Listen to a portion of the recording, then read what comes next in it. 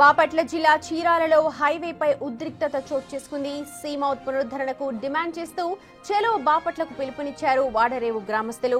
బాపట్లకు బయలుదేరిన మత్స్యకారులను అడ్డుకున్నారు పోలీసులు. దీంతో మత్స్యకారులు పోలీసులకు మధ్య వాగ్వాదం చోటు చేసుకుంది. అక్కడే రోడ్డుపై బైఠాయించి ఆందోళన చేపట్టారు వాడరేవు గ్రామస్తులు. ఓడరేవుతో పాటు 17 గ్రామాల మత్స్యకారులు పడవలు నిలుపుకునే ఈపురుపాలెం కాలువ స్ట్రెయిట్ కట్ వద్ద అక్రమ కట్టడాలను అడ్డుకోవాలంటే గతంలో కలెక్టర్ను కలిశారు మత్స్యకారులు. మళ్లీ నిర్మాణాలు చేపట్టడంతో ఆందోళనకు దిగారు మత్స్యకారులు. నిర్మాణాలు చేపట్టి రాళ్లు అడ్డు వేయడంతో పడవలు నిలుపుకోవడం ఇబ్బందిగా మారుతోందంటూ వారు నిరసన వ్యక్తం చేస్తున్నారు.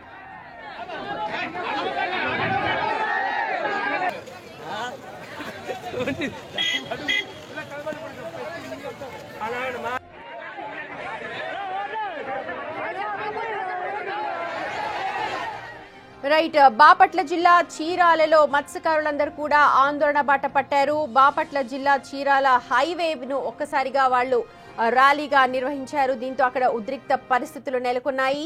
సీ మౌత్ పునరుద్ధరణకు డిమాండ్ చేస్తూ వారంతా ఆందోళన బాట పట్టారు. అయితే ఆందోళనకు బయలుదేరుతున్న వారందరినీ కూడా పోలీసులు మార్గ మధ్యంలోనే అడ్డుకున్నారు. చెలో బాపట్లకు పిలుపునిచ్చారు వాడరేవ గ్రామస్తులంతా కూడా. మా ప్రతినిధి శ్రీనివాస్ అందుబాటులో ఉన్నారు. శ్రీనివాస్, మత్స్యకారులు ఏం చెప్తూ ఉన్నారు, అలాగే దీనికి సంబంధించి కలెక్టర్ నుంచి ఏమన్నా వస్తోందా, దానికి సంబంధించిన మాట?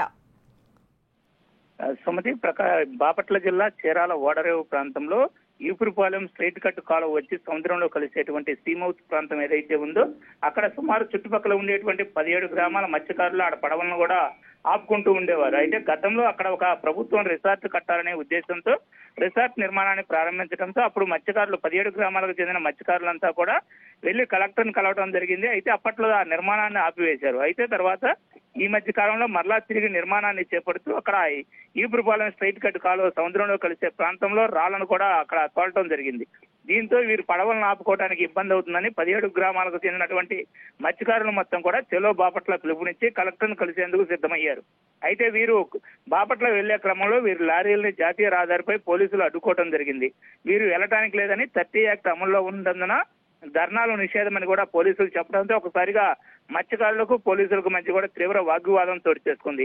తర్వాత ఉన్నతాధికారుల ఆదేశాల మేరకు మత్స్యకారులను అయితే బాపట్లకు పంపడం జరిగింది. మత్స్యకారులు ఇప్పుడు బాపట్ల వెళ్లి కలెక్టర్ను కలిసే పనిలో ఉన్నారు.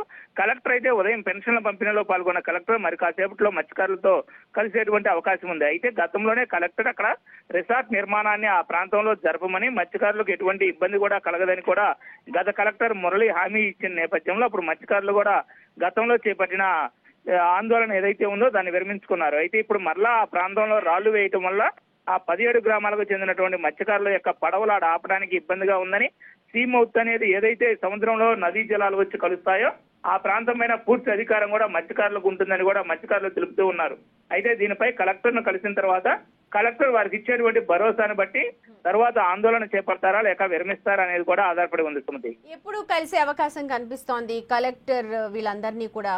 ఎందుకంటే పెన్షన్ పంపిణీ కార్యక్రమంలో కలెక్టర్ ఇవాళ పాల్గొంటూ ఉన్నారు. ఈ పెన్షన్ పంపిణీలో పాల్గొనేటువంటి కలెక్టర్ మరి కాసేపులో కూడా కలెక్టర్ కార్యాలయానికి వచ్చేటువంటి అవకాశం ఉంది. మత్స్యకారులు అయితే ఇప్పటికే బాపట్ల నియర్కు కూడా చేరుకున్నట్లు సమాచారం. అయితే రాబోయేటువంటి అరగంట సమయంలోనే కలెక్టర్ తో మత్స్యకారులు మరియు మత్స్యకార సంఘాల నేతలు ఎవరైతే కాపులు ఉన్నారో వారంతా కూడా కలిసి ముచ్చటించేటువంటి ఆస్కారం ఉంది. గతంలో కూడా మత్స్యకారులకు ఇబ్బంది కలిగేటువంటి నిర్మాణాలు చేపట్టమని ప్రభుత్వం చెప్పి ఉన్న నేపథ్యంలో అక్కడ నిర్మాణాలు దాదాపు ఆపత్తని కూడా తెలుస్తుంది.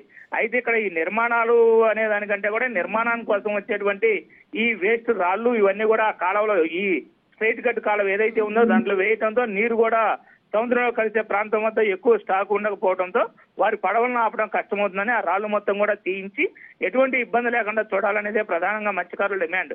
కాబట్టి దీనికి కలెక్టర్ గారు కూడా సానుకూలంగా స్పందించే అవకాశం ఉంటుంది. శ్రీనివాస్, అంటే లంగరు వేయడానికి ఇబ్బంది పడుతున్నారు మత్స్యకారులు తెలుసు, ప్రత్యామ్నాయంగా ఏమన్నా కనిపిస్తున్నాయి వాళ్ళకి? వాళ్ళు కోరుకుంటుంది కేవలం అదే ప్రాంతమా, ఇంకేమైనా ప్రత్యామ్నాయ ప్రాంతాలు కూడా వాళ్ళు అడుగుతున్నారా?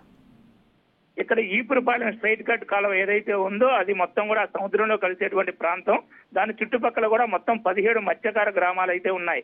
వీరందరికి కూడా అదే అక్కడ అవకాశం ఉంటుంది. అది కానీ లేనట్లయితే వీరి యొక్క పడవలకు లంగర వేసుకుని అక్కడ ఆపడం కూడా కష్టమవుతుంది. మరొక ప్రత్యామ్నాయం అనేది అక్కడ అయితే ఎటువంటిది కూడా లేదు. Sumathi. Okay, right Srinivas, thank you so much.